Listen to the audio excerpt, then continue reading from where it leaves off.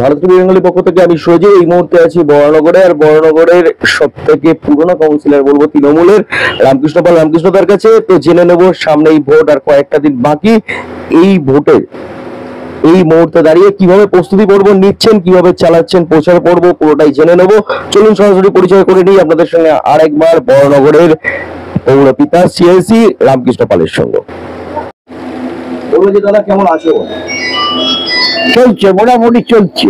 Vote বাজারে যেরকম চলা চলছে। বলবো যে সামনেই তো ভোট আর কয়েকটা দিন বাকি আছে, কিভাবে প্রস্তুতি নিচ্ছ?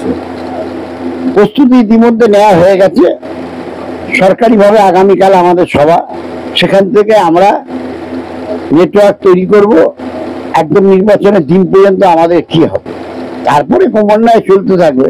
রাজনীতি একটা যুদ্ধে নামার আগে যারা সেনাপতি তাদের বন্দুক তা সবকিছু ঠিক করে নিয়ে পথে নামতে, আমরাও রাজনৈতিক কর্মী, রাজনৈতিক যুদ্ধ সেভাবে লড়াইয়ের মাঝখানে আমরা ঠিকঠাক সবকিছু আছে কিনা সেগুলো দেখে নিয়ে নিতে চাই। তারই প্রস্তুতি সভা আগামীকাল আছে।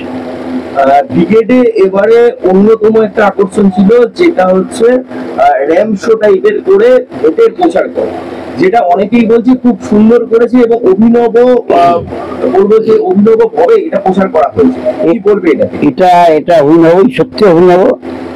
কারণ মমতাদি কালীঘাটের নিজের অফিস থেকে বা আমাদের দলের অফিস থেকে এটা প্রচার প্রার্থী ঘোষণা হতো, কিন্তু প্রার্থীকে একমাত্র যারা যে যার ওয়ার্ডে থাকে, যে যার এলাকায় থাকে সে প্রার্থীকে চেনে, কিন্তু নতুন মুখের প্রার্থীকে কেউ চিনত না। ওখানে কিন্তু সারা পশ্চিমবাংলার সমস্ত তৃণমূল কর্মীদের প্রার্থীকে চেনার সুযোগটা হয়ে গেল। এটা একটা বাড়তি পাওনা। একদিকে যদিও বলবো যে চারটে দলের মধ্যে ভোট লড়াই, তবু চারটে দল না, মোটামুটি সবাই জানে যে দুটো দলের মূল টক্কর হবে, একটা হচ্ছে তৃণমূল, একটা হচ্ছে বিজেপি। তো সেই দিকে বলবো যে ঠিক ভোটের প্রাককালে দাঁড়িয়ে একদিকে রাম মন্দির প্রতিষ্ঠা হলো, ঠিক ওই দিনকেই শান্তির মিছিল বা মৈত্রীর মিছিল করলেন মাননীয় মুখ্যমন্ত্রী মমতা বন্দ্যোপাধ্যায়। তোমার কাছে কোনটা যুক্তি? রাম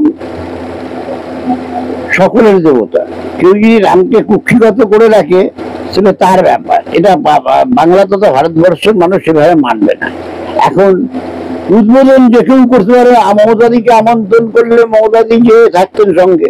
এখন মোদী তার সহকারী লোকেরা তাকে আমন্ত্রণ করেছে, সে ফিতে কেটেছে, কিন্তু আমি কখনো শুনিনি মোদী ব্রাহ্মণ সম্প্রদায়ের লক্ষ্মী আমি জানি না, সে চক্ষু পান দান করেছে। পান দান করতে গেলে মাথার চুল থেকে নখ পর্যন্ত আগে জাগ্রত করতে হয়। ব্রাহ্মণরা 4 ঘন্টা 5 ঘন্টা ধরে মন্ত্র করে জাগ্রত করে, তবে চক্ষু দান হয়। তো মোদী 1 ঘন্টার মধ্যে কি নমস্কার করলো ভগবান জানে, চক্ষু দান হয়ে গেল, আমার বলার বিষয় নেই। আমি এই নিয়ে অন্যায় কথা বলতেই যাবো না, কিন্তু সে করেছে সেই জানে।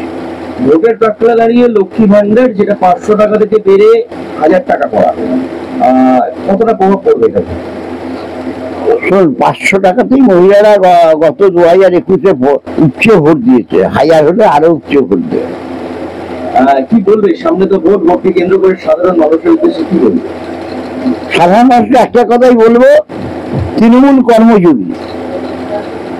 দুর্নীতি আছে, দুর্নীতির জন্য যারা প্রশাসনে আছে তারা দেখছে দুর্নীতি আছে, অস্বীকার করার জায়গা নেই। নাহলে পুলিশ কেন বাড়িতে ঢোকে? সেই দুর্নীতির ব্যাপারটা যারা দুর্নীতি দেখে তারা দেখবে, আমাদের দল দেখছে। আর এগুলো তো দলের নাম করে করেনি, যে ব্যক্তিগত ভাবে করেছে তারা বুঝবে। কিন্তু মানুষ উন্নয়নের নিরিখে তৃণমূল কংগ্রেসকে 2 হাত দিয়ে ভোট দেবে, এটা আমার আশা।